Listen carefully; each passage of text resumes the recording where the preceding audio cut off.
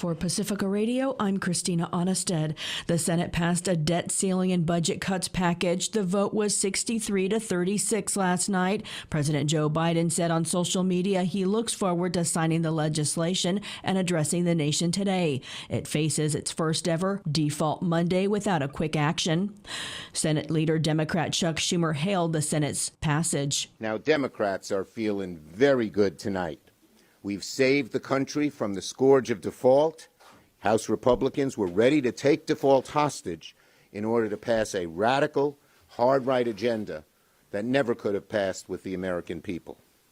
So tonight's outcome is very welcome news for our economy and for American families. The Center for Budget and Policy Priorities estimates work requirements for food aid will put 750,000 older adults at risk of losing them. The deal reforms NEPA, the National Environmental Policy Act, imposing limits on environmental reviews that would allow for quicker construction of fossil fuel projects, and mandates requirements for the Mountain Valley natural gas pipeline. Amendments to strip those provisions failed. Colin Reese, program manager at Oil Change International, blasted the provisions in a statement, saying by voting for a dirty deal that fast-tracks the Mountain Valley fracked gas pipeline and guts bedrock environmental laws, Congress betrayed the people and the planet. These provisions, which are totally unrelated to the national debt, will turn historically underserved and environmental justice communities into sacrifice zones, he said. 5 members of the Democratic caucus voted against the legislation, joining nearly 36 Republicans in rejecting it, though for different reasons. Republicans wanted to see deeper cuts to the IRS, tougher work requirements for food aid, and for them to be permanent. Those amendments failed. President Joe Biden said on social media last night, no one gets everything they want in a negotiation.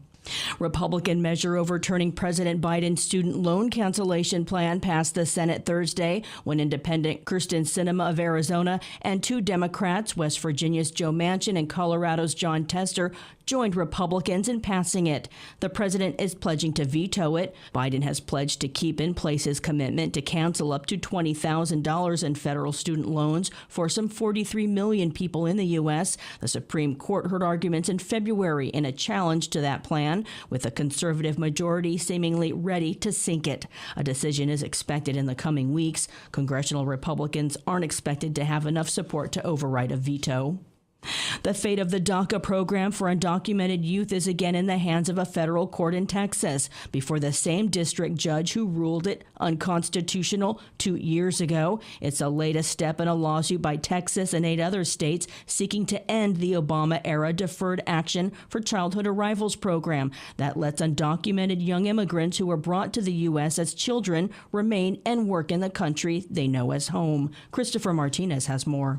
Amaris Gonzalez is a community organizer with the Texas Organizing Project. She's also a dreamer, an undocumented immigrant who was brought to the United States as a child. And we are tired of reactionary elected officials who year after year demonize us and our families. The Texas lawsuit was joined by Alabama, Arkansas, Louisiana, Mississippi, South Carolina, West Virginia, and Nebraska. They say they suffer injury by having to spend hundreds of millions of dollars on things like education, health care, and other costs for undocumented immigrants. But Nina Perales disagrees. She's a lawyer for MALDEF, the Mexican-American Legal Defense and Education Fund, and she argued the case Thursday on behalf of DACA recipients. Speaking after the hearing, she says Texas and the other states lack standing to sue. In fact, DACA recipients contribute and create benefits to every state in which they live. Reporting for Pacifica Radio News KPFA, I'm Christopher Martinez.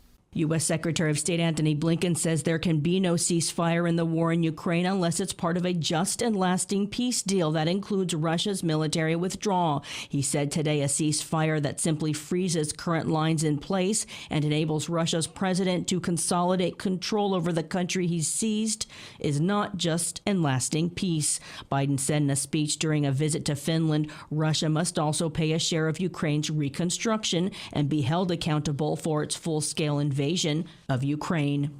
U.S. Vice President Kamala Harris announced the White House is developing a rule to take on racial discrimination in home value appraisals. Studies show homes owned by white families are routinely appraised at higher prices than those owned by people of color. Max Pringle reports. The administration is calling the guidelines the Property Appraisal and Valuation Equity Program, or PAVE.